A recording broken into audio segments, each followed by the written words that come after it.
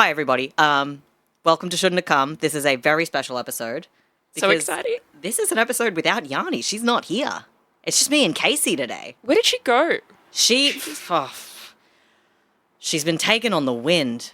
Just evaporated. The whims of her desires have ferried her away, and she is not here. Yeah, you know that feeling when you just want to be, like, spirited away? I mean, people are entitled to their sexual proclivities. Let there be 1,000 blossoms bloom. But I ain't spending any time on it. But I ain't spending any time on it. But I ain't spending any time on it. Let there be 1,000 blossoms bloom. I ain't spending any time on it. Hi, Casey. Hi, Ciaran. How you been? Living the dream. And sometimes the dream is a nightmare. But that's okay, you know? It do be like that sometimes. It do be like that sometimes. It fucking do. Today we're going to be talking about something a little bit fun, which is telecommunication companies in Australia. Oh my The God. most exciting topic in the world. It's kind of hot. I love it. Yeah. So it's kind of because something happened recently, which you probably know about, and we are going to talk about it. So let's just kind of dive in. Head first. Let's go. Head first. So in the middle of the night on Thursday the 18th of September, telecommunication provider Optus was updating their network's firewalls. This update, which would impact Optus's customers' coverage, which is a mouthful to say, It is a tongue twister. it is. It caused a bit of an unexpected issue. And I say unexpected here, not because it was a surprise, but rather it was a lack of forethought. Kind of like someone saying, oh, I didn't expect this oil to be flammable. Yeah. Yeah. You think when you're trying to, like, set up something or upgrade something, you would have the brains to, protect yourself? Just a couple of precautions. Just a couple but of things. Anyway, the issue here was that Optus's customers were unable to contact emergency services for more than 12 hours. Their calls to 000 were met with dead silence on the other end, which is, like, really scary. That's absolutely scary. If you should have one line working at all times, you would Yes. think they would... Maybe. And as a result, at least 3 people are confirmed to have died because they couldn't contact an ambulance, which is crazy. That is absolutely scary. It's a horror story situation. Like, that's terrifying. How can that happen, though? Like... I'll tell you. So, after the issue was discovered by Optus, they made contact with the customers who tried to call emergency services to do, like, wellness checks, which is something they're meant to do. If emergency service calls fails, they're meant to, like, get a notification and then call the customer and be like, are you okay? Yeah, and also, can you do this survey, by the way? on You the know? side? And actually, how was your service today? And it's like, very bad, my leg is broken. Yeah, I kind of bled out. Yeah, Thanks it's just a for little asking. bit. Exactly. And so when they're doing these wellness checks, this is when they find out about at least 3 people have died. Theoretically, a 4th person also died during this outage, but it's debatable about whether that was related to them not being able to contact an emergency service, or whether they died and then people tried to contact emergency services. So it was like, oh, there was no... Yeah, it wasn't an outcome of the outage, but... Exactly, but like, the fact that, happened at the same time. yeah. Yeah. So when they found this out, instead of, I don't know, like, telling anyone, they waited a full day to release this information that 3 people had died during a publicity conference. Oh, Press fucking of conference. course. It's like, Yeah. we might as well just do it. We've already got a conference set up. They can wait. So this is when the government finds out that this has happened, as well as when the police find out that this has happened. Oh my God. Which is kind of fucking insane. Absolutely. Like, oh my God.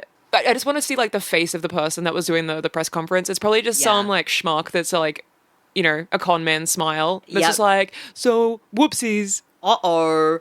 Ruh-roh. Yeah, keep that kind of reaction in mind for later. Oh, ruh-roh. Yeah. The worst part of this, apart from all of this other stuff, is that they didn't even know that this was happening when it was happening. Optus, that is. Okay. Oh, I mean, yeah, that makes sense, because, like, they would just think, oh, our servers are being Everything's updated normal, or whatever's blah, going blah, blah. on. Exactly. So they found out because emergency services contacted them to be like, something's wrong. A, it's way too quiet. And B, we are now getting reports when people have been able to get through using other phones and other people's phones. Yeah, like, somebody else is with Telstra, somebody else is with, like, Vodafone. They're able to get through and be like, Optus wasn't working. So emergency services are like, fuck, that's bad. So they tell Optus, and Optus is like, oh shit, okay. And there's also reports that have come out recently as well that customers were also contacting Optus and being like, it's not working. Like, I can't call emergency services, something is wrong. And apparently none of these calls got escalated correctly, is what Optus is saying. So people were telling them, your shit's fucked up, and just nothing happened. Oh my God. So they've called through to the call center, and then at some stage, even if it went up the chain, somebody's decided not to do anything, or it just hasn't been, like, escalated at all, like you said. Like, exactly. There's no clarity on, like, what that situation is. There is going to be an inquiry, obviously. Fucking better be. But, like, yeah, they're like, people were telling them that this was an issue, and I don't know, maybe it could have prevented some of the loss of life that happened. Yeah, and like Yanni, it just evaporated. Yeah, exactly. Like, Thanos snap or whatever, just fucking gone. So in total, it's estimated that 600 calls to emergency services had failed. Holy shit. And that's pretty big, right? Oh, that's absolutely huge. Yeah. And like, if you call like triple, like 0 or whatever, like obviously like emergency services can be like, like, can you imagine being trapped in a house on fire? Yes, and you can't call the fire. You're just like, oh, it's not working. Yeah. Or I don't know, like you're being like attacked and you can't call police. Yeah, it's like I just got stabbed, and it's just like beep, beep, beep. Yeah, yeah. And like some of the articles I read where people had tried to call and, the number will call, right? But then it's like dead silent, like no ringing, no people, nothing. Like, and that for some reason to me is worse than if the call fails. Yeah, because you're like, I can try something else. But whereas Exactly. like, if that happens, it's just like, maybe I should try calling them again. You know? What is this? Is it my phone? Exactly. It's like, what's happening? What's going on? Yeah. The 600 is pretty big, but it's not as big as the last time this exact same situation happened in November of 2023. Oh my God. When Optus again was updating its service and over 2,000 emergency calls failed. So, okay. I think I remember this. Yes. This was the big Optus, 2023 outage where, millions of people, millions of businesses, government departments, hospitals, schools, trains, a whole bunch of shit just, would not work. Yeah, because it wasn't just emergency services, just one number, wasn't it? It was everything. Yeah, it was everything. Yeah, all of Optus's whole network got fucked, and we'll go into that as well. But so needless to say, it's not as if this isn't something that they should know is possible. Yeah, and they should know that the outcome of it be oh, maybe we should have set up this kind of preset where we have a server that's always online for just this one number because we know how important it is. Yes, and funnily enough, usually there's meant to be an arrangement, right? When one of the big telecom companies expects there to be an outage of service, usually during maintenance, updates, all that kind of stuff that they have to do, makes sense, whatever. In general, they would seek arrangements with another company to cover 000 calls. Okay. So, for example, if Optus was doing the right thing and they knew there was going to be an update, they would advise Telstra and be like, hey, we're doing this update. If emergency services go offline and a customer is within the coverage zone of your thing, they can piggyback off of your carrier and make those calls. Yes. And Telstra would be like, yes, absolutely. It is legally required that I do this. Yeah. Oh, and hopefully there is some kind of deal, because it's you have my back if that happens to us. So it's exactly. It's the same thing. It's and it's a, quid pro quo kind of you help me, I help you. Yeah, and we have to have this service, has to be functional. Yes. It is required that emergency services can be contacted, and that goes beyond whatever, capitalist corporate nonsense happens with these, networks. It's just if somebody's phone can't do it on their own provider, any other provider has to be able to allow them to make that call.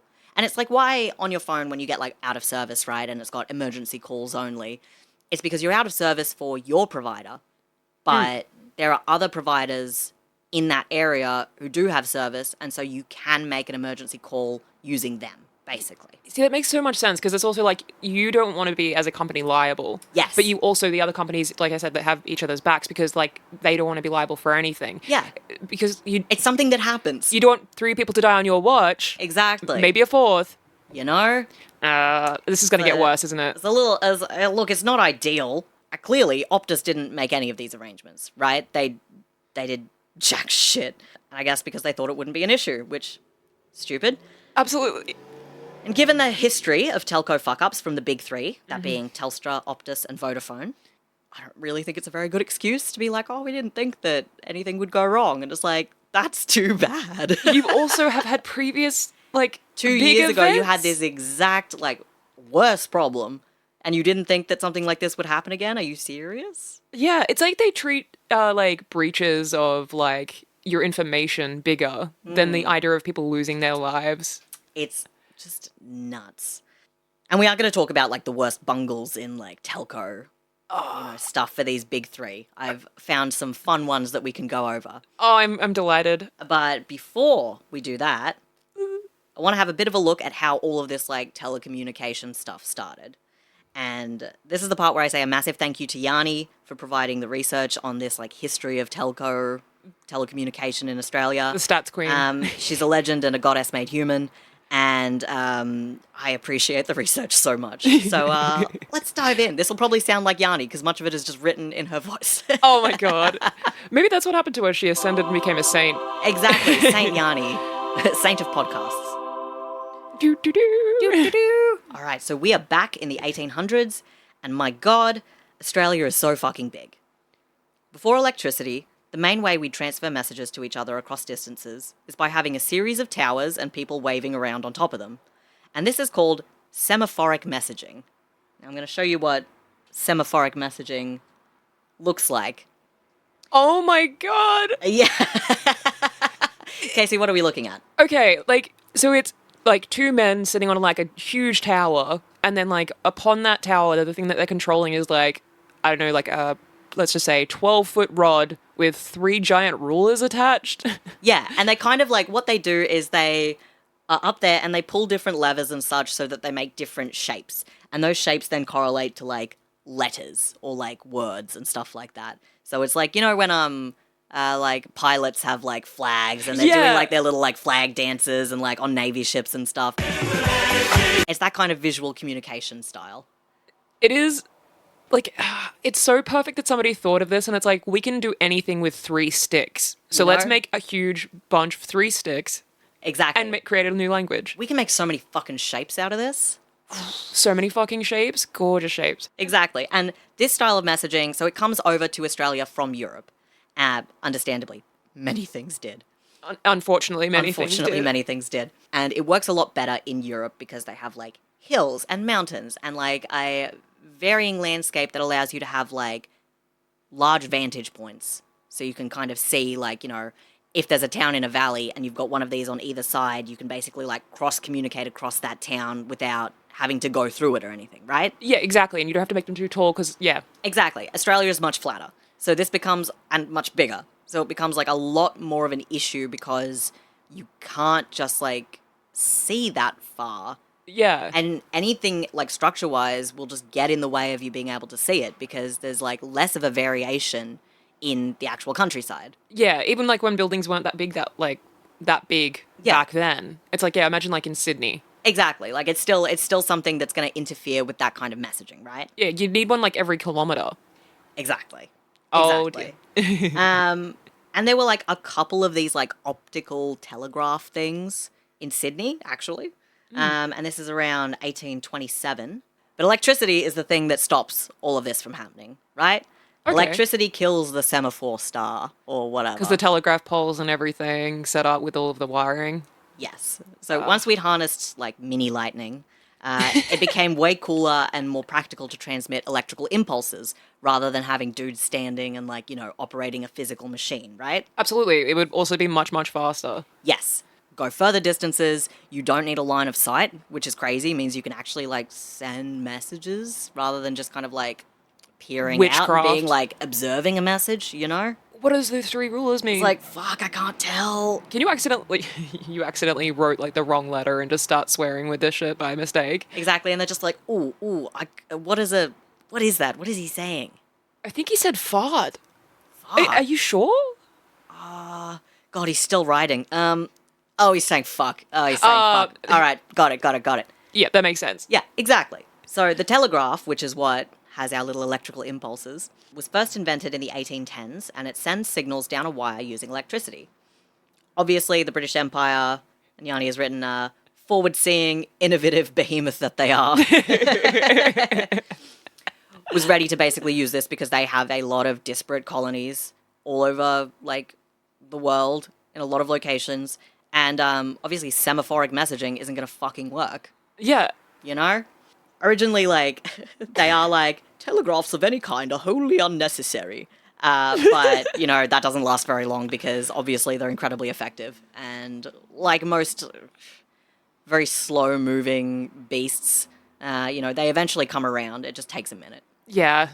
Especially with, like, with Australia, you know, like, change is always a little bit like, what's wrong with the old way? Exactly. Well, what is this newfangled thing? I don't know about all this. I don't like it. Exactly. I don't like it. Anyway, so once you've figured out how to, like, actually send signals down wires, right? Yes.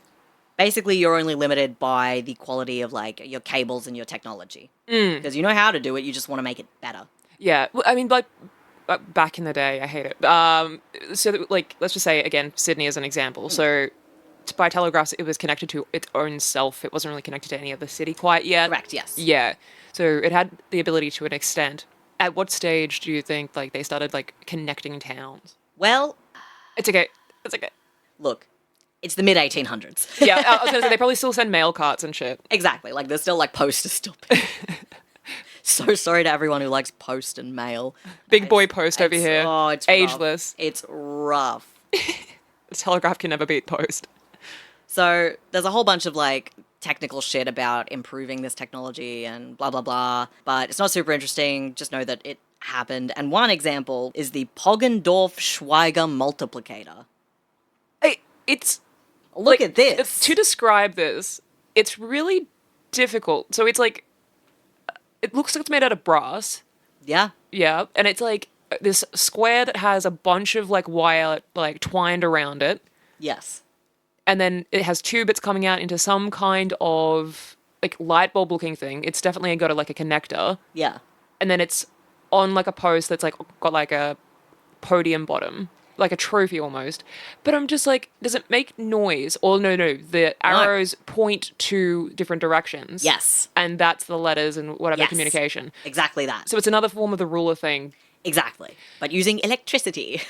Goddamn Poggendorf. Exactly. So the needles are connected to electric wires, and when the pulses come through, it makes the needle move to a letter, which then you can kind of, like, work out what a word is based on the movement of these needles. Yeah. You know? It's so smart, but also just... Kind of like a electrical Ouija board. I love that. You know? It's confangled in all the right ways. Exactly. This is what a thingamajig is. Yes, this is a thingamajig. This is like quite literally, this is a thingamajig. Yeah, if you close your eyes and you try to imagine what a thingamajig is, There it is. that's it. There it is. And sadly, this thingamajig didn't live for very long. It was pretty quickly replaced with Morse code, which, as we're all familiar, we know Morse code as the dots and the dashes, and they represent letters, and you just kind of, like, tap them out or whatever, you know? Yeah, I mean, it makes more sense. It's a lot less cool.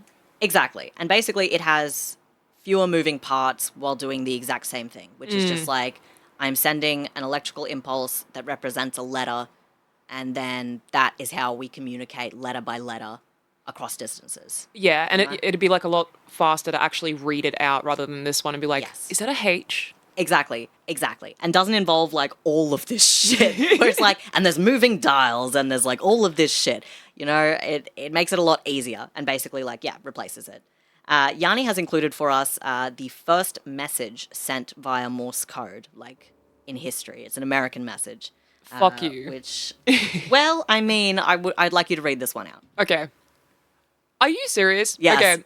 What hath God wrought? Yes. What? Yeah, that's the Angsty first... little... I know. What hath God wrought? The other dude's like, throws his away. I don't want to do this. It's like, I can't no, believe I you. don't, yeah, exactly. Samuel, please. It wasn't Samuel. It was Nathaniel. Nathaniel. Right, it was actually done by Morse, you know, of Morse's code. Anyway, doesn't matter. What We're a moving on. self-obsessed little... So, one of Morse's, like, actual, like, students, like, someone who was, like, working with him on the development of this kind of technology is Samuel McGowan, who arrived in Melbourne in the 1850s, intending to set up a private telegraph company. Ooh. So the government is like, hey, the telegraph is actually really useful. We want that to be a government service. But Sam, yeah, you can still be in charge of it because you're the expert. But like, we don't want this to be like privatized. This has to be something that the government has control over, so it can be kind of rolled out wherever. Yeah, which makes sense. Yes. Privatizing is always a bad thing. Exactly. Remember that. Oh dear. And yeah, he is a massive like communications dude. Like, he was the Deputy Postmaster General of Victoria. Big history in it. And funnily enough, that is why Yanni and I ended up living on McGowan Street in Dixon, is it was named after this guy, Samuel Postmaster McGowan, General. Postmaster General who brought telegraphs to Australia. Oh my God. I'd love to see, like, you know, you get medals for different services and it's just like a golden envelope. Exactly, you know, just like, oh, that's beautiful. Godspeed. Thank you for your service, sir. So, in the 1860s, about a decade later, all of Australia was connected to somewhere by telegraph. And people started thinking, okay, well, like, what about overseas? What if we could, you know, connect a wire from Australia to Indonesia or Sri Lanka or, you know, all the way back to, like, the homeland, you know, the UK. Like, this is great that all of Australia can kind of have a conversation with each other, limited, but still can make that communication. What about everywhere else? That would be cool. I mean, they'd have to make like instead of a land bridge, like a telecommunications bridge that goes all the way up there and then they spread out. Exactly. So there were a couple of different like options that they were kind of floating around about where should we like have our like international communication telegraph go to. So there were a few serious contenders: Perth to Cocos to Sri Lanka, Yeah. Timor to Wyndham to Adelaide, Perth to Java, or Java to Moreton Bay. And the next challenge after you've got that international one is then being able to connect wherever it's coming to in Australia back to Melbourne, which is kind of like the hub of like telegraphy, I suppose, in Australia at this point. Yeah. It's so hard, like weird to think of. You just have to have like a massive like one line directly through. Exactly. Is that what they ended up doing? Oh my God. Yeah. Settlers still thought at this point in time, mid-1800s, that if they walk far enough into the outback, they'd find a gigantic sea, which would make it impossible for them to put like a cable across, right? They're like, well, there's going to be a big inland ocean, so this whole thing is going to be impossible, right? Yeah, what are we going to do, float them? Yeah, exactly. Electricity and water, they don't mix. But once somebody actually walked the length, like, and by somebody I mean once a white Australian walked the length of of Australia right through the middle and funnily enough didn't find a big fucking ocean, they were like, oh, well, actually, maybe we could do this. Yeah, it's just flat land the whole way through. They just didn't stop by and like ask any of like First Nations people being like... apparently they kept being like, hey, where's the water? And they just like point to the closest coast and like, you know, or like to a local water source, like a lake or a river or something. And people would be like, well, this isn't a fucking inland sea. What the fuck is going on? Yeah, and they're just like rolling their eyes like, oh my God. Exactly. Like, where's the water? It's like the coast is like everywhere. Like you know, exactly. So in 1872, after like months of delays because it's an insane project to take on, the Australian Overland Telegraph Line was born, going from Melbourne to Java via Darwin. Oh my God. Yeah. So you can kind of see it goes right through the middle of Australia. Yeah, like cuts it in half. Yes. Through Alice Springs. And like there's like a massive amount, obviously, of horrific shit done to like Indigenous people across this like line, right? Yeah, like there is your standard like, you know, horrific brutalization, killings, rapes, displacement, usual fuck shit that happens during settlement. Absolutely. And some of the other stuff as well is obviously they couldn't put this shit in water. They wanted it to be near a water source, right? Yes. And so frequently this stuff was built on top of or like in a way that impacted severely local water sources. Absolutely. And a lot of times Indigenous people were like, you can't build this here. It's sacred. Yeah, because it's going to be an integral part of their lives. Yeah, and they mean sacred both spiritually and also as in we will die if we can't access this water source because this is the only water source here that we can drink. And settlers were just like, haha, bang, and like just fucking like built it anyway. So, really, really good start to communication in this country. Yeah. Yeah, by just not communicating. Yeah, real good shit. So technically all of these places, or I would say most of these places, like that's when they were settled. I imagine some of them, yes, because basically, like, most people at this point are still kind of like Victoria, New South Wales area. This is where the first kind of like swath of colonization is happening. And it is spreading out, but it's certainly not like, this is still where most people are, is down in this kind of bottom corner. Yeah. And everybody else is kind of like fiddling their way around going up. I don't like how it's like, oh, I want to be connected with the world, so we're going to fucking slaughter all of the people who are native to this place. Yeah. Because we want to talk with people in exactly. England, you know? I just want to talk to people from a different place with different ideas. Not you, though. I just want to make friends. Exactly. Ugh. So after all of that, we then have their first message that was sent internationally or whatever across this, like, Australian overland telegraph. Oh, I can't wait for this. Which is apparently a lot more wordier, so we just have a little section of it.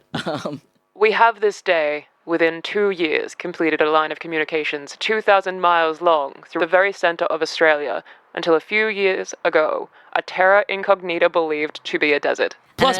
Fucking goes on. Like, certainly not as, like, catchy and punchy as, like, what hath God wrought? I know. You know, this is just kind of like, oh, and we've done this and you won't believe it. It took a long time and we've got it all the way through the desert too. One small step for man. You know, like, really going on about it.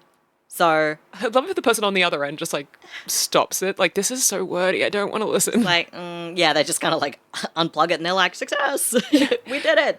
It's like, you know, back in that day version of, like, when somebody sends you something, like, really, like, heartfelt, and then you just do a thumbs up. Yeah, you know, congratulations or sorry that happened to you. Yeah, like, or just like, okay. Yeah, it's like, okay. So basically, that's the first step in giving us, like, international global communication, right? And from this point, you know, government uses it, business uses it, it gets better and better and better, blah, blah, blah, blah, blah.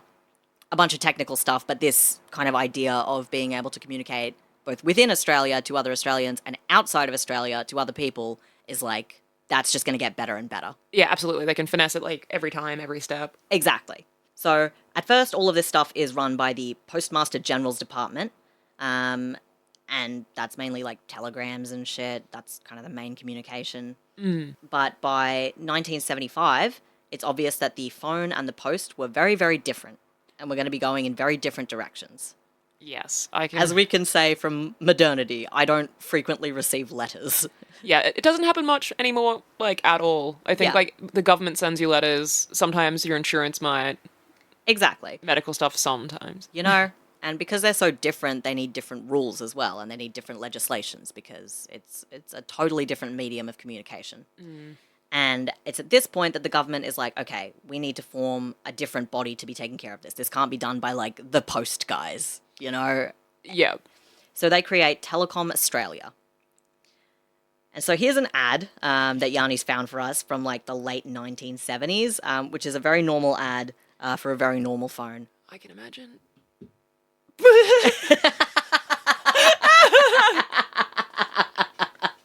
That's not real. What do you reckon? That can't be real. What do you reckon? What do you think about this? It looks like a sex toy. Yeah. And don't you think she looks like she's about to walk up and just, like, pop herself on it? Absolutely. She's wearing, like, what is... Like, she's, like, there's a woman in the background. She's kind of fuzzy. So it looks kind of like she's wearing a red jumpsuit. Yes.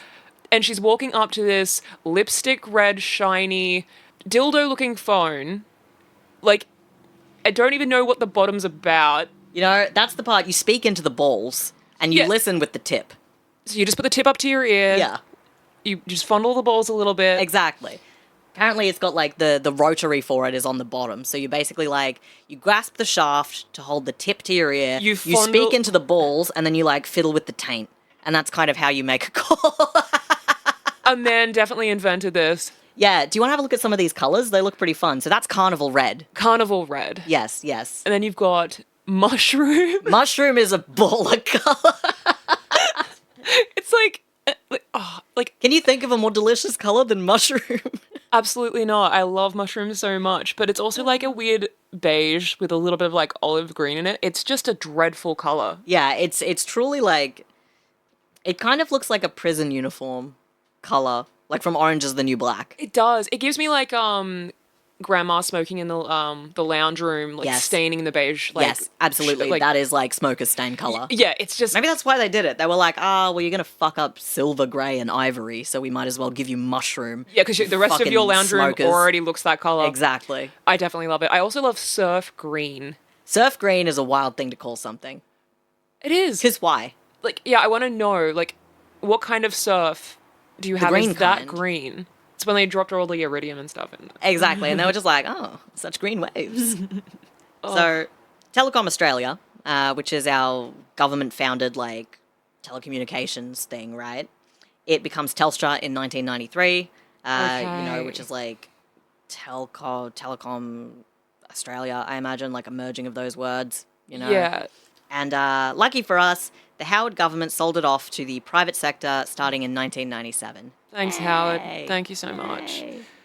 And before we get too angry at the Howard Liberals specifically, this is him continuing what the Labor Keating government started by selling off all of Australia's assets to the private sector, Of course. which never causes any problems whatsoever when it's done.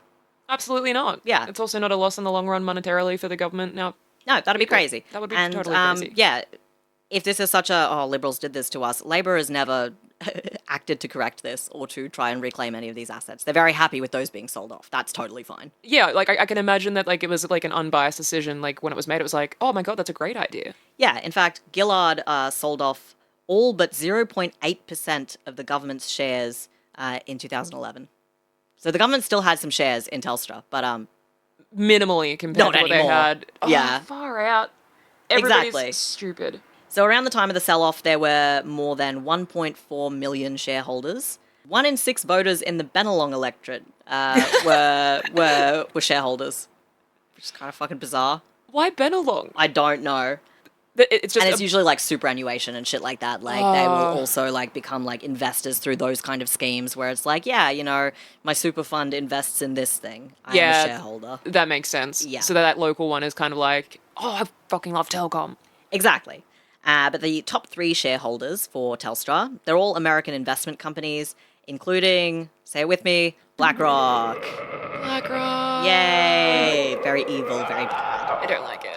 Also, I had it in my head, like with the Camp Rock song. Camp Rock! BlackRock! Telstra's obviously our biggest, like, company, right? It's the one that was government founded before becoming, like, privatized. So most people, back then would have had an attachment to Telstra. Yeah. It's later that the other companies that we're so familiar with kind of come up, right? No, I definitely get that. Because I So- think like hospitals and stuff from experience, they're all like with Telstra because it was like subset. Because It's like hospitals are old. Exactly, and it's a longevity thing. Like, if it's not broke, don't fix it. Though sometimes it is broke.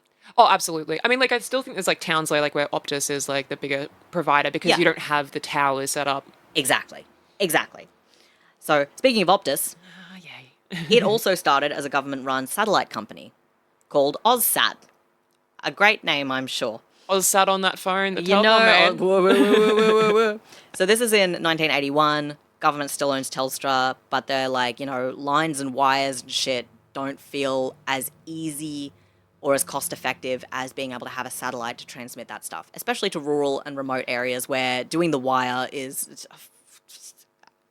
You're going to dig all that up? Yeah. You're going to go out and dig all that up? Yeah, it's the whole entire like laying NBN down. Like Exactly. how do we do this in Australia? Because everything Yes. is separated by like hours and hours. And if you go Yes. rurally, like there's nothing. What can you do? Whereas at least with satellites, they're up there, If it can see down, there's a likelihood you'll have service. Like, it's a lot more sense. It is a lot more sense. Yes. So the main development, though, is for, like, less communication, but more for, like, TV signals. Yeah. And, like, not having to, like, have, like, cable television and shit. Yeah. Being able to just, like, shoot that down, But also, like, with everything, aviation and defense are also pretty interested in us having satellites. That'd be pretty For good. innocent reasons, of Yeah, course. for no reason at all. And apparently, 368 million of the original 468 million required to create these satellite systems were borrowed from syndicates of Australian and overseas banks. And the interest payments on those loans, because they couldn't afford to fucking build them, so they had to take a bunch of loans out. Right? Yeah, that is a lot of money for that time. Yes. The interest payments were $561 million by 1990. That's why they're called Yeah. syndicates. It's why it sounds so gross. Yeah. So basically, this whole government program cost so much fucking money that they were basically like, they couldn't fund it. After about a decade, they were like, oh, we are so fucked. Like, we are actually really fucked, you And that's why they guys. sold off the phones. There we go. Damn it. You know? So the idea is that the competition aspect between Telstra and Optus would actually be really good for everybody. And you know how capitalism and competition is really good for all the consumers? Oh, yeah, absolutely. Like, Yeah, if you're not yeah. thinking about people first and it's all about, like, the setup and the money. Exactly. It always exactly. works out. It's going to go really, really well. Bit of healthy competition. Love that for us. Never hurts. So they sell them off and they become Optus. Now, Optus is... it's called Optus because it's like now you have a choice between Telstra. telephone Oh, yeah. providers. You can opt for us if you like. Fire the person, please. Yeah, exactly. They are quite literally the pick me provider. Pick me, choose me, love me. I hate it. And that's kind of where we get to today. Like later, you'll get other phone companies coming in, like Virgin comes in and then it gets absorbed by Optus, and Vodafone comes in. They're owned in Singapore, but they're like obviously quite big here. Yeah, and like they're also like the only ones that you can find in certain rural areas. So you have Exactly. Vodafone phones. Exactly. But the big three essentially becomes Telstra, Optus, Vodafone. You've got all the other ones, but a lot of the time they also rely on the signals from one of the big three to be able to like conduct their business, right? Yeah. Like they can't just like set up their own shit necessarily. Yeah, They're a so- different provider, but they do have to piggyback on some of the systems that are already in place. Yeah. So Like, and I think there's a couple that are like, they can provide you with better internet. Like, because obviously Yes. the internet and the phones are linked. So it's like, we have better internet, but basically you're getting the same phone stuff as Telstra. exactly that. Exactly that. Yeah. And now that means we get to talk about... Dick phones. I wish we were talking more about dick phones. But all of that, thank you again so much, Yanni, thank you so much, is how we get to here. Yes. Where we go from, waving flags at each other to try and get a message across to now being able to pick up a phone and call someone anywhere in the world, Yes. which is crazy. It's unfathomable. Like I can't imagine people like from 18, like 20s being like, oh yeah, I can just call Yeah. somebody from Germany and tell them to fuck themselves. That's fucking nuts, right? I can text Hitler a dick pic right now. While Anyway, he's in his bunker. While he's in his bunker. Oh no, oh my god, that's probably what happened. It's like somebody just was like, text him, go kill yourself. He's like, whatever. It's don't just tell me." like, fine, you didn't have to be so rude. I was going to so- do it anyway. I was going to do it anyway. Ava, No, you take it first. have a little sip of water. And That is then a good idea. we're going to get on to the greatest hits of telco fuck-ups that I have Yes. collated for us. So I hope you're excited. I'm gonna have my eyes closed and imagine wrestlers. Mm. I wonder if I can buy one of those phones online. Right? Look how actually, It fucks. that slap. Not only does it fuck, it also fucks. Like, Yeah. that's a double fuck phone. That is a double fog phone. That is a phone that would fit in a strap. The Ericophone, if anybody's looking for it, Ericophone, Ericofon. If you can find an Ericophone, please let me know. Please hit me up. Yes, desperately. With the Definitely phone. with the mushroom. Definitely in Mushroom. If you can't do it in Mushroom, I will accept Carnival Red. Or Surf Green, I guess. Yeah, I'd settle for surf green. But I'd be thinking of carnivore. But I would be thinking of Carnival Red. So, let's start with everybody's favourite, and that's data breaches. Yay! Data breaches. All right, so it's 2011, and Telstra's internet service provider Big Pond is booming. Do you remember Big Pond? BigPond.com. People Yep. still use those emails to this day. Yep. So it was the first major internet service provider in Australia. And in 2009, it had reached over 2 million subscribers, a number it floated around in the following years. You are a Telstra customer, and you've got a bit of a problem with one of your services. Oh dear. You go What's online. going on with my service? There's a problem, I'm telling you. And the only way to find out how to fix it is to go online to the independent forum Whirlpool. Do you remember Whirlpool? No. Cool.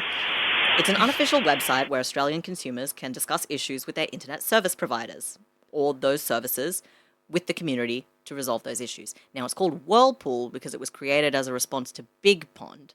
So it's that water theme, blah, blah, blah, blah, blah. And basically, once people got online and created forums, they were like, I'm having online issues, so I'm going to create a forum for my online issues. You know? Yep. Hence Whirlpool. It's so nerdy. Yes. It's so Pokemon. Exactly. And like later on it like branches out to being for like other internet service It providers. becomes Reddit. You know, but it mainly starts off being like, okay, Big Pond, Telstra, what's going on? Yeah, so it's a troubleshooting forum. Exactly.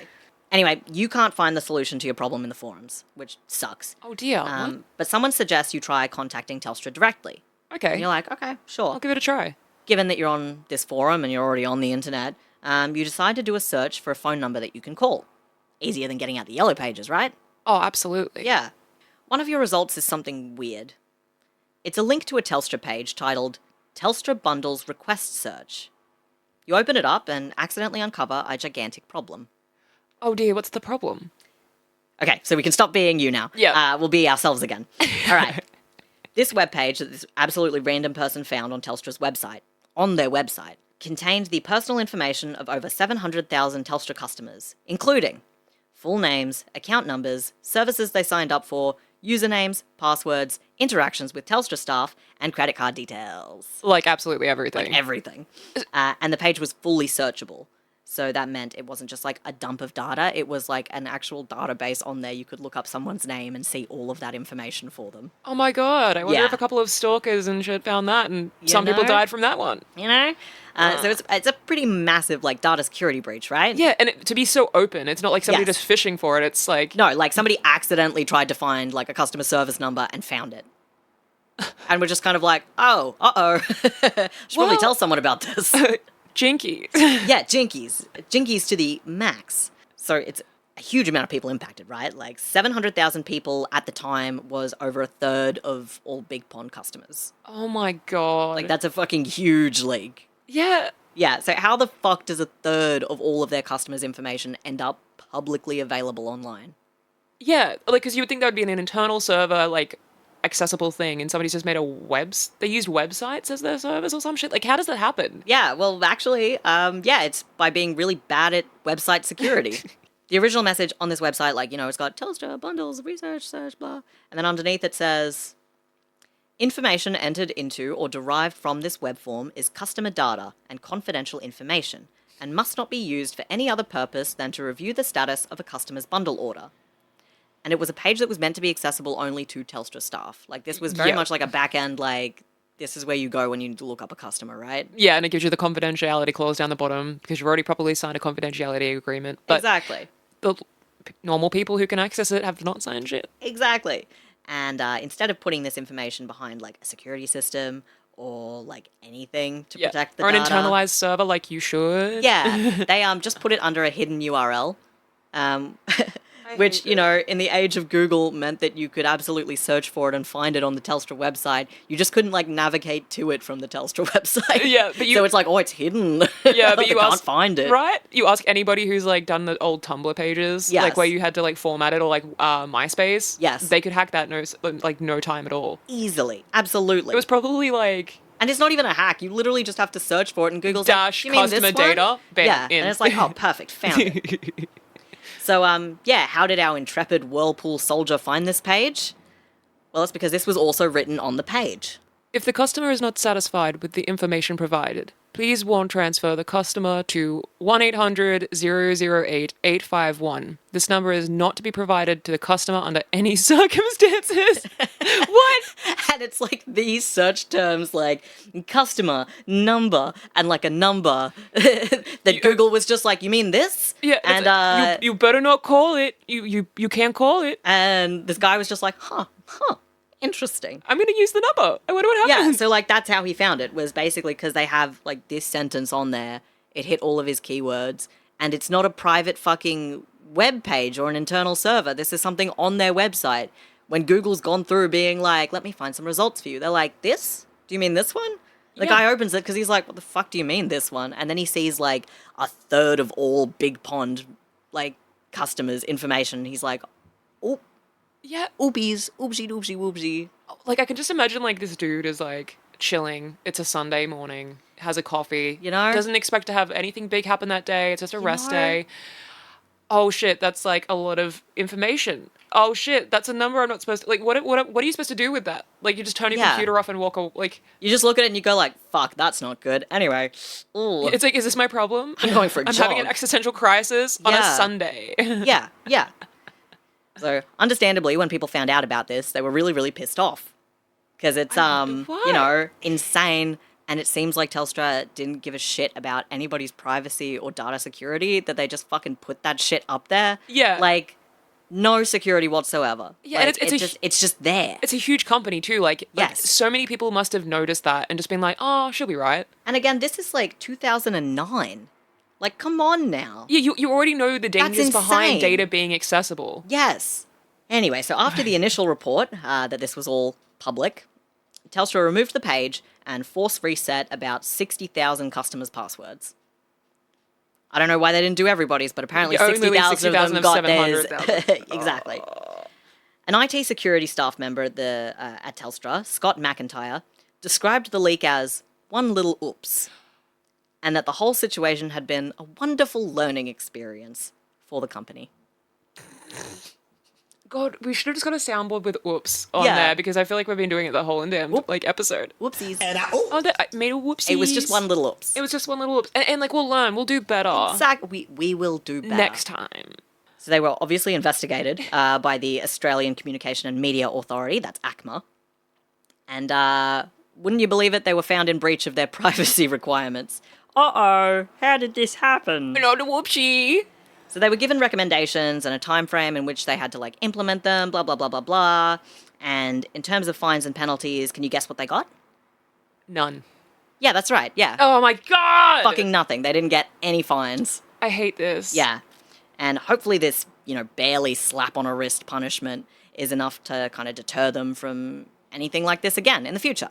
Yeah, it's like parents who like don't like actual parent like do parenting with their child. It's like they crash the car, like the kid crashes the car and then just comes out and goes whoopsies, and it's like, oh, it's okay. Next time I just won't leave the keys out. It's like it's no punishment at all. Get out of my car. Anyway, I guess let's jump forward a couple years. It looks like there's been another little oops with Telstra. Just a little oopsie. Ruh-roh. So it's 2013. So 2 years different. 2 years difference. Oh my God. And the Telstra IT department has found another issue. Much in the same way as the breach 2 years prior, this was also the personal information of customers, found again through a Google search in some unlisted spreadsheets hosted by the telco. These records were publicly available from February 2012 to May 2013 and contain the information of 15,775 people. According to the metadata, the files containing this information had been downloaded at least 166 times. Oh my God. Yeah, so again, these records have customer names, phone numbers, and home and business addresses. Telstra said that there wasn't passwords this time, so like, congratulations, Telstra. You didn't have the passwords included this time, or the payment details, so that's pretty good. Yeah, but they've really learnt something. But again, like thinking about stalkers and like people like, not wanting their address and public information out there. Yeah, and a lot of these numbers as well were like unlisted numbers that have now been attributed to a person. Oh my God. So okay, so you said like it was basically just over a year that it was accessible. Yes. So they found out or they were told? Well, they found out and then discovered through the investigation that, like, the file was obviously going to be available from whenever they put it up to when they were told and they had to take it down. And so they were like, oh, cool. So, like, a full year and a bit? Yeah. Holy shit. And there's 166 downloads. Those are unique downloads. So they're from unique users. Yeah, so externally outside of the company, most likely. Yeah. So, not ideal. I love that for them. Not ideal. Again, they were investigated by ACMA because that's another massive fuck-up. Absolutely. And, this time they were going to get a fine because ACMA's just like, bro, we just talked to you about this shit. We gave you a warning. We just did this shit. Come on, man. So they did get a fine. Can you guess what the fine was? It is going to be something pathetic. It's going to be like, okay, as a company, like $10,000. Oh, you were so close. $10,200. Damn it! Because I was going to say, it wouldn't be 500, that's stupid, but it's not going to be like $1 million or something. No, God, no. And basically, given how many people's, like, data they exposed, that meant they were being fined 65 cents per record. Oh they my exposed. God! So, it's getting a little pricey out here, Telstra. Ruh-roh. So, like, I could buy some candy with that 60 cents. Exactly. I could go to the canteen and get some carrot buds or whatever. Oh my God, I miss carrot buds so much. Right? Anyway, so a bit more serious. There's money on the table now, so hopefully this time they'll be skilled. they'll be scaled They won't make another and whoopsie. they'll be a bit more serious about data security, which is very important. Yeah, can I just say it's so stupid that there was a year between both of them and they were both publicly accessible through Yes. jigging You up can a just, website. Google this shit, Like, yeah. you didn't think they would do some kind of backlogging and be like, let's do security now because we don't want to get in trouble. They just Yeah. didn't care. They were just kind of like, meh, that's fine. Whoa. Surely we won't do this a second time. Well, we weren't punished the first time, so why? Exactly. Are So I was like, we can probably get away with it. Yeah. And then they get fined just over 10 grand, and they're like, whatever. That's nothing. That's nothing. Yeah, it's a splinter. Just Just kind of like, all right, here's $20, bye. But let's change focus. We'll leave Telstra alone for a minute because I want to talk a little bit about Vodafone. Okay. Okay, so in 2011, so Same year as Again. the other fuck up. yep, the youngest sibling of the big three was up to some breachy shit as well. Only rather than being the result of negligence or ignorance, this was a targeted attack. Okay, so this was actually somebody's got in there. Well, Somebody's got out of there. so Fairfax journalist Natalie O'Brien, who's a Vodafone customer, had been reporting on Vodafone's susceptibility to hacking attacks and that the data of millions of customers was already at risk. She found that Vodafone had been sharing generic passwords among the company as well as to the public, and that due to the availability of these passwords, someone could theoretically hack, a system, which here means correctly guess one of the dozen passwords being used to get into Vodafone's internal services, right? Yep. She also said that there was some data that had already been stolen and was being sold online to various nefarious people online. And the day after her story is published, a Vodafone employee accessed her phone records in an attempt to find who Natalie's sources had been within the company. Oh my God. Internal emails regarding Vodafone's hacking of a journalist's phone show that the company was aware of the security breach and acknowledged that this information becoming public knowledge was not in their best interest. No shit. Considering that they were already under speculation of broader data security issues, Vodafone came forward to admit to one instance of customer data being leaked and admitted that yes, they did hack Natalie's phone, but it was a rogue employee and nobody told him to do it. I hate this so much. However, in internal emails, investigators hired by the company to work out what was going on with Natalie's article were instructed by a manager within Vodafone to use any means necessary to determine who had leaked the story to Natalie. When the investigators questioned the direction, being does any means necessary mean looking up call charge logs, text messages, specifically of the reporter she's referred to, the manager said, yes. I don't get it. These Yeah. people don't have souls. The whole entire, if the public found out, that wouldn't be in our best interest. It's Yes. you dibba-dubba. Yeah, exactly. While this is taking place in 2011, it was only in 2015 that Vodafone came forward to confirm the hack and made contact with police regarding an investigation. So they just kind of sat on it, hoping it would go away, and Natalie's like, you hacked my stuff. And they're like, shut up. Shut the fuck up. I'll tell Mom. Shut the fuck up. So, what did the government do? If they just kind of took them to their word and was basically if you're saying it was a small hack and you fixed it. It was we have to do the investigation. We have to work out what's going on, blah, blah, blah, blah, blah, blah. And yeah, an investigation was launched. And good news, it was dropped in 2017. Yeah. Yeah. And because all of this information, a lot of it's behind paywalls, I don't know why it was dropped, but it was dropped in 2017. So, no penalties for Vodafone. I guess they're fine. No issues. God. It was probably something like a grey area. It's we can't confirm that this happened, but we can't also deny it. We don't have evidence to actually stipulate a case. Probably just a whole bunch of bullshit. And eventually it was just fuck it, whatever then, But they hacked her shit. Yeah, they did. They did. Doesn't matter though. Charges dropped. All right. Fuck's sake. So now I want to go on to our third of the big three, which is Optus. Okay. And we're going to be Choose talking about... me. Let's go. Let's go. Choose me. Love me. Hey, Casey, where were you on September 20, 2022? I imagine you probably don't remember, right? It's a specific date to be hey, where were you? Yeah, I'm just trying to think if it was a weekend. I have no clue. Probably at the beach. Hell yes. All right. I guess it's fair that you don't know you weren't working at Optus. But you see, on this fateful day, the technical team at Optus first noticed some irregularities in its network. The following day, September 21, they discovered that Optus's systems had been breached and customer data had been accessed. And Optus advised the regulators on the same day, being like, uh-oh, we've got a whoopsie over here.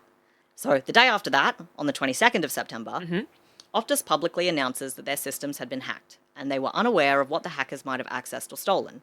They advised it was possible that information from up to 9.8 million people could have been exposed. Holy shit. Yes. The next day, the 23rd of September, Optus comes out to deny claims from an inside source who had been interviewed by ABC under the condition of anonymity. The source had advised that this breach was likely the result of human error, rather than the hackers breaching Optus's security system through sheer force. Oh my god. Now, the insider says this. It's still under investigation. However, this breach, like most, appears to come down to human error. They wanted to make integrating systems easier to satisfy two-factor authentication regulations from the industry watchdog, the Australian Communications and Media Authority. Okay. Yeah, so the two-factor authentication kind of stuff in here involves an API, which is an application programming interface. An API basically allows different applications to connect with one another, Yes. verifying who you are in the process. So, for example, when you log into MyGov, you sign in with your account and your password, and you verify with your little thing, and then you're in, right? Yes. And then from there, you can go to any of your linked services. Like, you can go to the ATO, and you'll be instantly logged into your ATO profile. You don't have to log in again on that website. And that's because there's an API that has connected the fact that verified it's you here, so you don't have to verify again that it's you here, Yes. basically. So yeah, if it was a super secure and it has the two-factor, Yeah. it makes sense. It makes your life easier. Like if Yeah. you have to go between like your Centrelink claim and then your Medicare Exactly. claim You don't and have to log whatever. in over and over and over again. Like, it's really handy for, like, the world we live in. Yes. Absolutely. If it's safe and if it works, absolutely. Yes. So, the insider theorizes that the API that Optus was using to verify access to their servers was exposed to a test network, like a development sandbox style network that was connected to the internet, not like just their intranet. Yeah, so they weren't doing a testing on their own server. Exactly. Why do these people not learn? You know, so Optus was under the impression that this API was only usable on their local intranet servers. Like, you know, you can't use it, like, in a standard thing with a lot of, like, businesses and entities where when you're trying to log into systems, like, owned by that business, like, you usually can't do it from home just using the internet, right? You have to be on, like, a closed server to be able to access that information because it's secure information. You can't just have anybody grabbing it, right? Absolutely. Exactly. You would think. You would think. But this development, like, sandbox for the website was connected to the internet. Maybe to download stuff from a contractor who was working on it, maybe for some totally other reason, for testing. Anyway, it seems like that this test network was connected to the API. Okay. So, that meant when somebody was able to get into the internet part of it, which is, like, much easier than trying to break into, like, a firewalled intranet, Yes. once they got past the API at that point, they then had access to every other system within Optus, because it's the key to the castle, right? Once Yep. you're in, you're in. So that includes all of their clients' like details. You Everything. can just log in as anybody you want. Yeah. Get all of their details. Done. And Optus is like, no, that's not what happened. That's not what happened. They said it was a very sophisticated attack. And super duper duper not their fault. Absolutely not. No, Like, no, yeah, no, no. It must have been like Russia or something, you yeah, know, they're trying like, to get oh, into no, this Australian is- information. This is Rami Malek in Mr. Robot. He's like a super hacker. And there was nothing we could do. Yeah, and it was like obviously they want to get people's like, you know, it's there's an upcoming political thing and it's like they're trying to set us up, so they're trying to get the data. Exactly, it's just a whole thing. A former AFP cybercrimes expert agrees with the insider, right? And says that most cases of a similar nature that he'd seen were the result of human error or oversight, rather than like super hackers punishing their keyboards for 30 seconds before announcing whether they were in or not. And as far as I can tell, we actually don't know how the data was actually accessed, and by who. We don't know who did it or how. But we do have a ransom note. Yeah, ransom? Optus, if you are reading, price for us to not sell data is $1 million US. We give you 1 week to decide. Buyers, price for users' data, $150,000 US. Price for address data, $200,000 US. Together, $300,000 US. Exclusive sale cost $1 million US total. No sale will be made for 1 week until Optus reply. All payments will be in Monero. That's like a crypto. Okay. Oh yeah, crypto's been around for a while. Only contact on-site. Optus, if you wish to contact message on-site. We are businessmen. $1 million is a lot of money, and we'll keep to our word. And that's the wrong two. Yeah. If you care about customer, you will pay. Revenue $9 billion. $1 million, small price to pay. True. This big, but this only small. Exactly. If $1 million pay, then data will be deleted from Drive. Only one copy exists. Will not sell data to, completely gone. 4 more data to side Optus in red. Since they not paid yet, here is 10,000 record from address file. We'll release 10,000 record every day for 4 days when they not pay.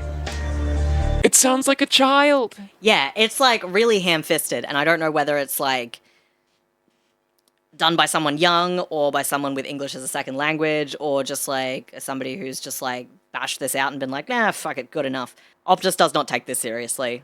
The police also don't take this seriously. Yeah. 'Cause they looked at it and they were like, nah, probably not, hey. No, you know what it reminds me of? It's like an orc, but like uwu.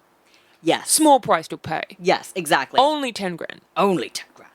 They basically threaten, as you could see there, that they're just going to start releasing data every day that Optus doesn't, like, give them what they want.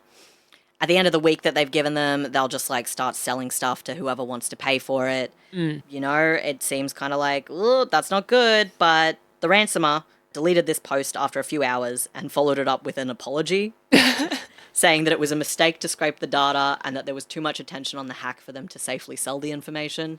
So they were basically like, sorry, I didn't realize this would blow up. Yeah. Sorry about it. Oh, it was just a joke. I'm sorry. You know, I'm sorry. That being said, a teenager was arrested in Sydney for trying to extort just under 100 Optus customers impacted by the breach, advising he would do financial crime with their information if they didn't pay him $2,000. I will do a financial crime. I will do. I'll do it. I'll do it. I'll do it. And again, none of the people he contacted believed him. They were all just kind of like, okay, whatever. Anyway, but the police were able to track him down. And he got like 18 months community service for being a little dickhead. Yeah. Because like they were like, well, you didn't do it. And he's like, I know I didn't do it. I just really would like some money, please. And they were like, you fucking idiot. Money, please. You fucking dork. I just love it too. Like, imagine like he's just hit puberty, so like, you know, his Yeah, voice is going he's up like- and down. It's just like Trying to use the thing. He's like, yeah, I'm committing financial crime. He's like, I will find your family. And I will, I will, No, it's gonna be $3,000. You can't tell anybody about that. Exactly. So an investigation began into what the fuck was all of that in 2022, as well as a class action lawsuit against Optus. As far as I can tell, this investigation is still ongoing, as determining how culpable Optus is in all of this is like difficult to determine because they still don't know how people got in the first place, right? Yeah. So they're just kind of like, well, fuck, we don't know how much blame you actually get because we don't know what happened. Yeah, because if hypothetically it was a professional hack, it's like you can't really get up them. Like, yeah, exactly. It's like, yeah, but yeah, keep that in mind that this is happening in 2022. That'll be important anyway. oh shit. All right, and now I want to move on to another section. Now this is what I've titled Scandalous Dealings. I do like it. Yeah, so no more data stuff. Boring. It's so like half an hour ago. Now we Absolutely. want to talk about scandalous dealings. Okay, I'm getting ready. This sounds saucy. From 2013, which is again around the time of all those fucking privacy breaches. Yep. Telstra had been signing up customers to paid third-party content without their knowledge or consent. Shit. This resulted in up to 100,000 customers paying additional charges on their phone bills to services they did not use or agree to pay for. What the hell? Yeah, customers would basically get their phone bill and discover additional charges that they had no idea were going to be applied to them. What kinds of charges?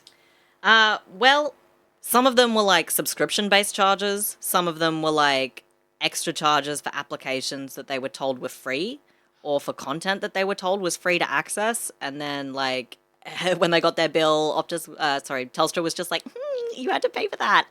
Yeah, didn't you read like the little like fine print down the bottom? Didn't you realize? That's so crazy. It was only 1 month free. Exactly. Now, some customers were even charged for other mobile phone users, like content. Oh, shit.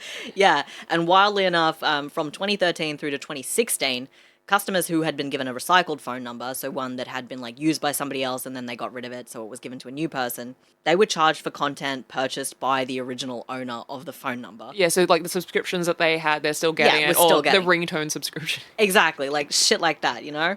Telstra admitted that it hadn't been honest with customers about the additional charges and that these would be applied by default to new contracts. So they just kind of like didn't tell anybody that when they got their phone, they were also actually subscribing to a bunch of shit they also had to pay for. Yeah. It's so dumb. Right? In 2018, they were tried in federal court and ordered to refund the affected customers, and they refunded about like $5 million, as well as they received a fine from ACMA of $10 million for their misleading conduct. Okay, that's pretty good. Now, it is important to note that it's estimated that Telstra charged customers $200 million for that content that was purchased. So, Not as good. I guess they kind of still got away with it. Yeah, I mean, it's definitely better than like a slap on the wrist and like Absolutely. 10 grand. Exactly. But also, You got million they got in this away thing now, you with know? it. Yeah. Let's see what Vodafone's been doing. In 2019, Vodafone got done for basically the same thing, Oh my God. which is misleading customers into paying for services they did not use, did not know weren't free, and did not realize could be opted out of.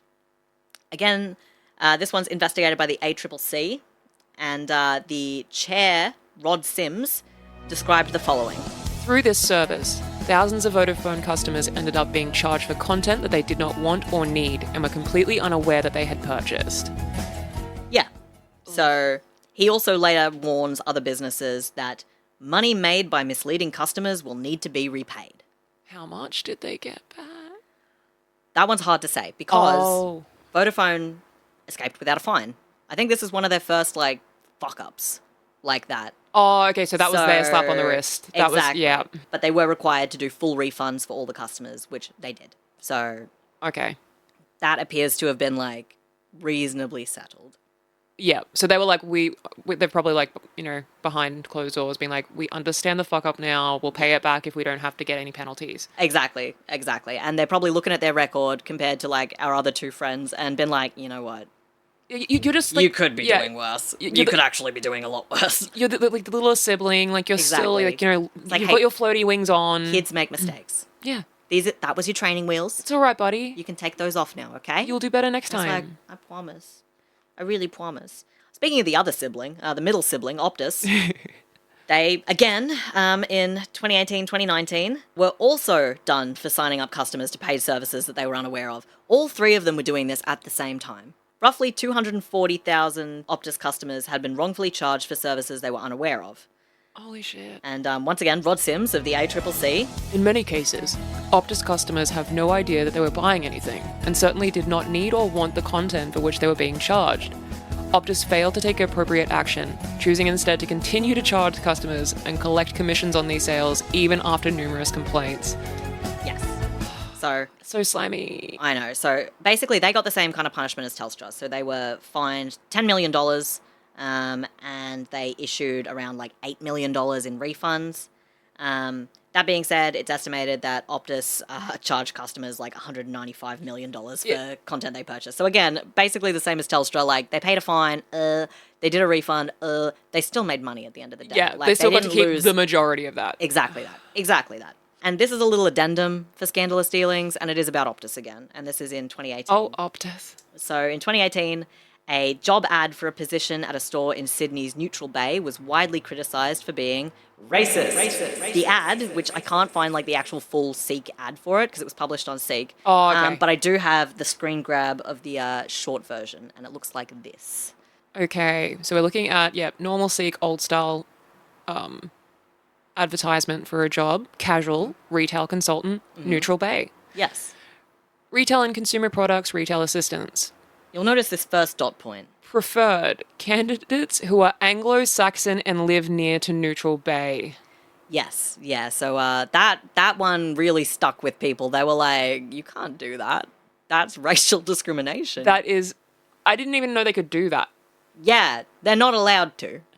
Super not allowed to.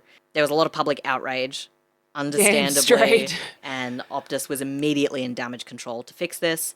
A spokesperson for the telco said, This incident is unacceptable and does not reflect Optus's values of diversity and inclusion. This error is a clear breach of our advertising standards and commitment to equal opportunity employment. Optus proudly supports diversity and employs staff representing more than 70 nationalities. Which, like, okay, bro. But how the this fuck still did this happen? happen. Fun fact as well, right? So when reporters went to the store, like, to do a story on this and to, like, talk to the staff there, they were like, so what's all this about the racist ad? And the staff were like, what ad? They didn't even, like, the staff there didn't even realize they were, like, ads up for the job. And then, like, you know, journos were just like, look at this. And they were like, fuck, man. Shit, I don't know who did that.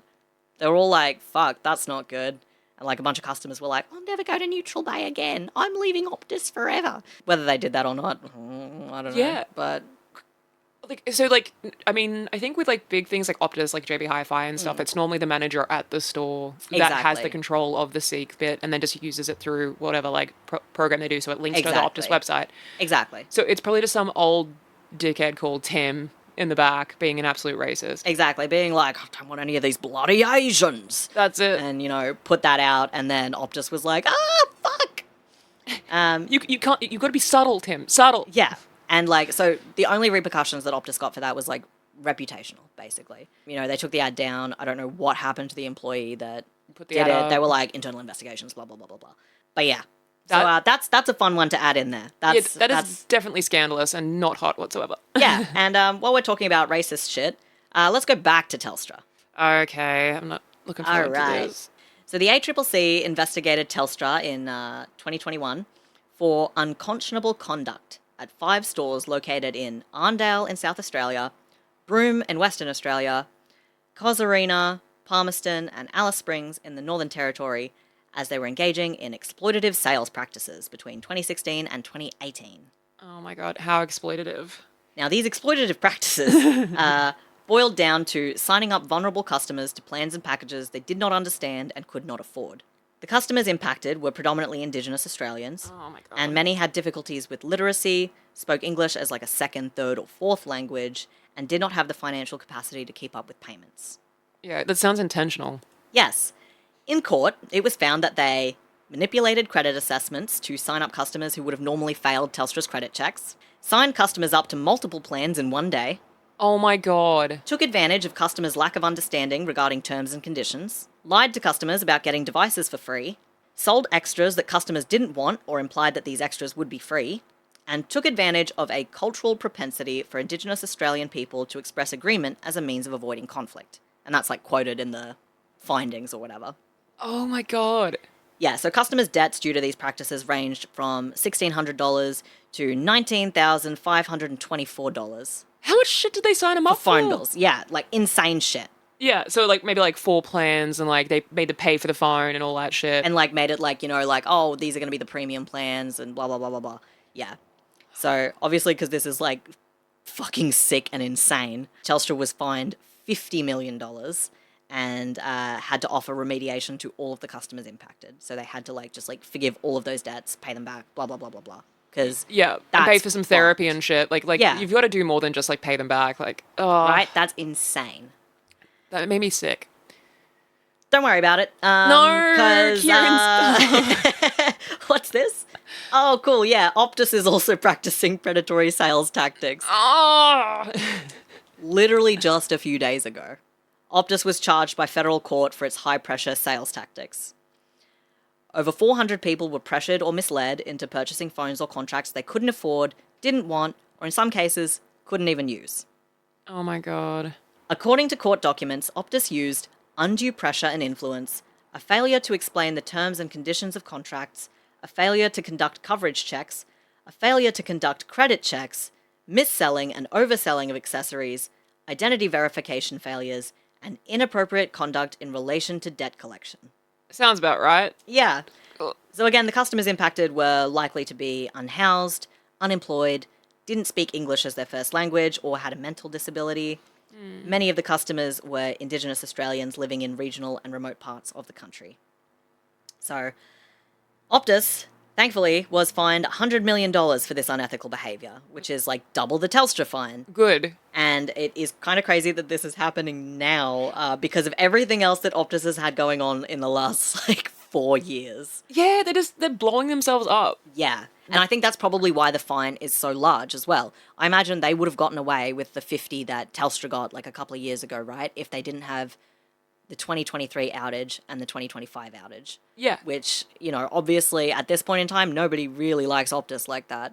Yeah. They're fucking up a lot. Well, yeah, I left Optus for Telstra, I think, after we had, an outage or something, and I just traded over because it's just it was fuck this. easier. Because I used to be on Optus too. Yeah. Yeah, and now I'm with Vodafone, and I'm just like, this is fine. Yeah. Yeah. A lot less shit. I Yeah. get a lot less, advertising and and texts all the time. Yes. It's just, Oh my a God. lot less intrusive. Yes. When I was still with Optus, and also with its subsidiary Virgin for a bit, there were houses that I lived in that I couldn't get service in, and I would have to walk up my driveway so that my texts would come in. Yeah. Or that I could make a phone call. Because, when I was inside the house and, not on the street, the phone was just I'm not real. I don't exist, I don't actually. exist And anymore. I'm like, what the fuck? Well, it's the same as the place I work at now. My phone works, but, the person who sits next to me who works for one of the other doctors, their phone doesn't. And they're with Optus and I'm with Telstra. It's nuts. It's truly nuts. Yeah. It's truly nuts. All right, but we've got a few more fuck-ups to get through. Oh my God. Yeah, don't worry about it. You never learn, do you? So let's look at some more technical style failures. Okay, This let's isn't get away from the necessarily- racism. This isn't absolutely heinous behavior by people. Let's look at technical uh-ohs. So Telstra has come under fire, and this is in 2024, because customers are concerned about their decision to shut down their 3G service. Yeah. And this is particularly from people living rurally and remotely, as their options for 4G or 5G are so limited that removing 3G would effectively leave them without mobile phone coverage at all. Yeah, and that makes 100% sense. You can't just shut it down. Yes. So after the 3G network was switched off in November of 2024, Bruce Kreutzberger, a farmer in New South Wales, told the ABC this. I have to get in the ute and drive up onto the hill and go onto the eastern side so I'm facing the Telstra tower. That's the only way he gets service on his phone, right? And when he's this is when he's out on his property, right? Yeah. But when he's at his house, he says he needs to climb a tower that he'd built on the property, originally for a TV antenna. That tower is 13 meters tall, and I have 4G signal right at the top of the tower, but there's nothing down at the ground level. What the fuck? Yeah, that's insane shit you've got to do to get a signal. I would never be that bothered. I would simply go back to letters, I guess. But it's fucked that he has to do that, right? Yeah, because I picture King Kong when he's hanging on the top Yeah, of the building exactly. and he's got the girl there. Exactly, but it's the phone It's the desperately phone. for a signal. Yeah. Far out. Exactly. So there's a heap of isolated communities that are raising real fears that in the event of an emergency like floods or bushfires, which we know is going to happen a lot more given climate change, Absolutely. they won't be able to call for help. Yeah. Telstra has advised customers with concerns that there should be no problem with their 4G and 5G coverage, and seem to be implying that any issues with coverage are actually the consumer's fault. They have to be doing something wrong. I just want to burn them. Our maps say that you're covered. Their maps say that Bruce is covered. You know what should happen? They should do a Wolf Creek, but what happens is you put a bunch of Telstra people out there. Exactly. And you give them a 3G phone. Be like, have fun, bye. Exactly. So Attorney General Michelle Rowland has weighed in and said that if the situation doesn't improve pretty soon, and if Australians who are in rural and remote areas of the country can't get adequate reception, that she's going to call on regulators to intervene and be like, hey, we need to investigate and sort this out, because you can't just leave people abandoned without any way to make contact. Yeah. That's fucked. Because that's also one of the shitty things about privatization. Because if it was a government thing, it would be no, you have the right to have a signal, so I'll do it. Exactly. And then Telstra's but don't, it's not going to be They're just I don't want to. It costs too much money. yeah, Bye. it's not profitable. Exactly. Fucking And, capitalism. because this is still developing, this only happened in November of 2024, they switched it off. We don't really know where this is headed yet, whether anything's going to get better or whether we're going to have yet another inquiry into telecommunication companies fucking things up. I think it's inevitable. I think it's inevitable as well, their given given all of this. All right, so finally we're getting towards the end here. So we've already talked about the 2025 Optus outage, right? Yes. Now I want to talk a little bit more about the 2023 one. Okay. It was less deadly in that I can't find any confirmed cases of people dying because of this outage, but it was a lot bigger. Yeah. And arguably the biggest outage in Australian history. Yeah. I think for that one, I was at work because we had, I think, Yeah. that as the phone service. Because I think we ended, I ended up having to use my mobile and put private number on there to call patients to make sure like they're coming, whatever, like confirm stuff. Yeah, it was fucked. It's the 8th of November, 2023. And Optus customers have had a cheeky surprise. Oh no. And by customers, I mean regular people, hospitals, banks, government and corporate sectors, businesses, transport, just the usuals. Customers. And by surprise, I mean that a complete network outage resulted in all Optus network services and devices being non-operational. Whew. I love a surprise. Shit's fucked, Surprise. So I remember when this happened because like half the people I worked with at the time had no service and couldn't use their phones, and they basically just had like really expensive bricks in their pockets. And people were like, oh, I can't buy lunch because I can't pay with my phone and I can't access my bank card because the ATM is down, because it turns out the ATM is also operated off of the Optus as a carrier, and so I can't use my card, and people being like, I there's nothing I can do.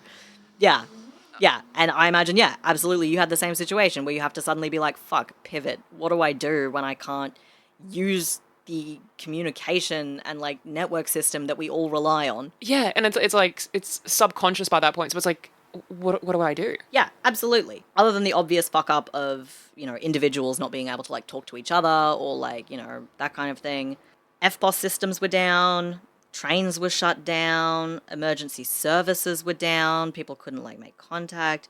Universities and hospitals obviously had issues with their systems. Like governments, businesses, it was just like a massive like broad spectrum fuck up. Yeah, I want to say like there was like a bushfire or something at that time, because I remember I think there was like a statement from like an SES worker. Yeah. I feel like it was that outage. Yeah, basically Optus kept telling people in whatever way they could, like usually like social media, press conferences, blah blah blah blah blah, radio. They were like, you cannot call 000 on your Optus phone. Find another phone. Yeah. Like, if you need an emergency service, find another phone. We guarantee right now your phone does not work. Do not try and use your phone. It's pointless. Like, they had to keep putting that message out because they were understandably terrified that people would be trying to call for help and not be able to do anything. Yeah, and like not kind of put it, especially when like it's an emergency. You don't put two and two together. It's like, no, you like if you need help, you can get help. It's just not with that phone. Not this one. Do not use your phone if you're an Optus customer. Yeah. It does not work. Exactly. Like, they put that statement out multiple times. Like, every, hour, they were just like, don't use your goddamn phone. Yeah, basically. Which Jesus. was... Exactly. So, essentially what happened to cause this entire, kerfuffle is that Optus tried to update their software early in the morning of November 8th, and whatever happened, which, is, unclear to me, but I kind of understand it, caused the whole system to shit itself. And Optus had to scramble to bring everything back online. They did multiple rounds of fixes during the day, and eventually by 6 p.m, most stuff was back online. But that whole day from 4 a.m. till 6 a.m. was just Yep, absolutely dead silent. Exactly. So from what I understand, during the update, too many signals happened at a point in the system.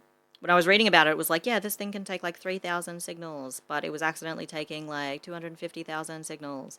And as a result, that then spread to a bunch of other points in the system, which would then also overwhelmed. So it was like a DDoS, attack, but within the system trying to update itself. Yeah, I'm thinking of when you said that visually, it's like a water source. It's like you try to fill up a dam too quick, and then it has to put the water somewhere because it's not going the way that you want it. Just the dam bursts, right? Yeah, exactly. And that's basically what happened. And then the whole thing was just and shut down. And in them trying to fix it, they're just fuck. So apparently it involved 100 different server locations in a bunch of different countries as well, where they had to go in and try and fix this, that, and the other, and blah blah blah. It was crazy. It's SWAT teams of tech. They were going crazy on it. Oh. Naturally, once all this is resolved, people are pretty freaked out about the idea of a cashless society, because they're hey, money stopped existing basically. We couldn't get money during this outage, and Australia had been moving towards cashless society. Given COVID and everything, everyone's yeah, just pay on your phone. The internet's fine, it's safe, it'll always be here for us. And just one little day, and all of a sudden, exactly, you can't eat. Nothing. Economy could crash. What if this has happened for a week? What if this had been even 48 hours? What do you do? Yeah. This isn't the infamous Facebook crash of whenever, where everyone suddenly kind of walked outside wow, it's really beautiful out here. The butterflies, you the know, sun like going through the tree, like just that shading on your face, and you're just like, this is what life is. Exactly. Like, it's not that. And yeah, so a lot of people reconsidered their membership with Optus. They were kind of like, I don't think this is good. And that includes the South Australia government, who is contracted with Optus as like its provider, but they have been considering, given all of this stuff, to be like, we should probably pull that contract. So that's still kind of like in discussion at the moment, whether they're going to like jump out. Yeah, because I feel like it would be a big deal, especially like Yeah. not only just phones and offices and all of that stuff, Yeah. but like there would be like a security setup with a government Exactly, position. like- It would be like a whole Huge. Absolutely Uprooting. huge. Exactly. Ugh. There is a government inquiry being held into the outage and also like Optus's conduct about like, you know, did they do everything they were meant to do? Like what fucking happened really? yeah. And coming away from this review, there was a series of recommendations. So the government was like, hey, you have to do all this shit. Don't be naughty. Yeah. It's basically like even if you didn't fuck up, it was a big Like fuck this up was, anyway. This was massive. You need to work out something better than this. Yeah. So ACMA also did their own investigation specifically for the failure for emergency services calls. Because they're like, that is a requirement by the regulation. You have to make sure people can make contact with emergency services. Yeah. So its investigation, they issued a fine of $12 million to Optus for breaching those rules. And that's because, you know, 2,145 people attempted to make calls but were not able to. And then Optus failed to complete a welfare check on 369 of those people. So it is actually very lucky that nobody died, or that nobody we know about, like, Yeah. has died, because it's a lot more people, a longer time frame, and they didn't even fucking check with all of them. So, like, it's kind of nuts. I'm sure, like, and this is just me speaking, I'm sure there's people who were, like, impacted by that, like, quite negatively. But we just don't have that reporting. Yeah. It's just like, oh, well, yay, lucky. Unfortunately, not like this year. Yeah. It makes me so sick that that's how they always look at it. Yes, exactly. It's just like, we'll get them next time. Yeah, It's like, it's not buddy, like- stop. Yeah, it's not like what could have happened. Like Yeah. what is the worst case scenario of what happened? Yes. Like, and then they're just being like, nobody died. Yeah, exactly. Right? And like you said, Anyway, so that's like a brief rundown of a few silly little uh-ohs in our three biggest telecommunications companies' history. They're so cheeky. They're so cheeky. Oh, they're so It's naughty. just sly, you know. Exactly. When they do it, it's like they're flirting. It's just like, you know, it's a love bite. Got your data. Whoop. Got your data. Stop. Stop it. Stop. Don't release it. You're such a bully. It's just like, that'll be $20 fucking. And I'm like, what? Yeah. Come on, man. Anyway, all of this stuff beggars the question, I think, of how they're able to get away with reckless, malicious, and idiotic behavior. In the modern era, so much of our society has been built around the ability to communicate over vast distances, like, instantly. And any act that jeopardizes this jeopardizes the society at large. If you can't be contacted, how can you function within the society we have now? Information and aid are reliant on communication, and communication is reliant on networks, and networks are reliant on providers, and providers are reliant on what? If we can consider tools of communication an essential service, then it's insane to kind of leave that in the grubby hands of for-profit businesses. Particularly when time and time again, they seem to not learn from their mistakes. Or better, find new insane mistakes to make. Telstra being privatised was a huge mistake. I understand that under capitalism, there will always be competing companies, which is why there needs to be an option that is accountable, at least a little bit, to their consumer base. Which is where a government-owned and run, not-for-profit service is needed. Absolutely. Yes, but what do I know? You know, it's crazy that I can instantly talk to my family in Canberra or a friend overseas. Like, that's witchcraft. That's magic. Like, It's magic. 3-4 generations ago, that's not real. Yeah, like People can't do that. Yeah, you can like the fact that it can take like a 30-hour plane flight to see them, but you can just call them and talk to them immediately. Yes, crazy. Or not wait, 2 months for a letter to be delivered. exactly. It's crazy. It's impossible. And I don't really have a dismount for this one. I'm just kind of like, what the fuck? This Yeah. shit's so fucking stupid. And reading about what happened recently, I was like, well, that's fucked. And then researching into all the time, and this isn't even all the times, every time I clicked on an article, at the very end, there would be another link being like, oh, and it was just like that time here. And I'd be like, I have to stop at some point. Because every single time it was like, oh yeah, and then there was this one as well. And do you remember when they sent out 200,000 letters to people, and it was like the wrong person's name on somebody's address, and then when they opened the letters, they got all the information for somebody else. Oh my God. Like, there's shitloads of that happened as well. Like, and emails, and like, it just, it made me kind of wonder how any of this actually, like, functions normally. Yeah. Like, I don't trust any of this shit. But I love how ironic it is that, like, the groups for communication in Australia are just so bad at communicating. Horrendous. Truly horrendous. It's like, here's information that's you don't need. Here's information that's wrong. Here's information from people that you shouldn't know about. Yeah. Just fuck up after fuck up after fuck up. And yeah, I am, you know, it seems like from its inception, it has just in general kind of been bad. So, you know, that's not good. Don't like that. I absolutely don't like that. I think Yeah. they should be penalized more. Absolutely, I think so. I think it should be percentage penalties. I don't think it should be like, oh, we'll just slap like 50 million. They make that in like a month.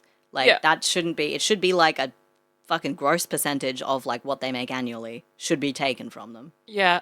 Otherwise, what's the point? I think they should make it legal in this specific sense, not in other senses, that like the government could just annex Telstra and just take it over. Yeah. Like, just, Be like, too bad, we're having that back now. yeah, like that's the fine. Yeah, that's the fine, we own you. Yeah. Yeah, absolutely. It's, anyway. Hey, we've been Shouldn't Have Come. We've kind of been Shouldn't Have Come. We've also been the Yanni Roast Hour. We haven't been roasting her, but like, know that we wanted to. Yeah, we actually cut it out. We cut it out because we knew that like, people would be upset. We're 2 C's in a pod. Yeah, thank you for listening. Did you have anything else you wanted to add? No, I just really feel gross and I keep on Yeah. thinking about that phone. Yeah. Hey, here. It might make you feel a little better. It really does. And like, I think the problem with it being called the Erico phone is I keep thinking it looks like erection phone or like, you know, like the erotic phone. And I'm like, wow. I mean, you are so not wrong. You know? I also like in the bottom, it's like, in addition to the standard soft-toned buzzer, there's an option of a separate extension bell. Whoa. You can get a separate ball. Hell yes. Anyway, thank you all for listening so much. If you like what we do, you can subscribe to us on Patreon. That is www.patreon.com/shouldntacome. That's SHOULDNTACOME. You can also find us on YouTube at youtube.com/@shouldntacome. And you can contact us via email. Our email address is shouldntacome@gmail.com. And yeah, the reason Yanni's away at the moment is she's doing some extra recording for her album. Yes. If you would like to listen to a demo of her album, of course, you can go to YanniX, that's YANIX.bandcamp.com. And yeah. Thanks for tuning in for this very special episode. Yes. You have fun, guys, and just watch out for Optus. Yeah, watch out, because they'll do something else. I know they will. If they think they can get away with it. Exactly. Destroy your phone. Love ya. Bye. Bye!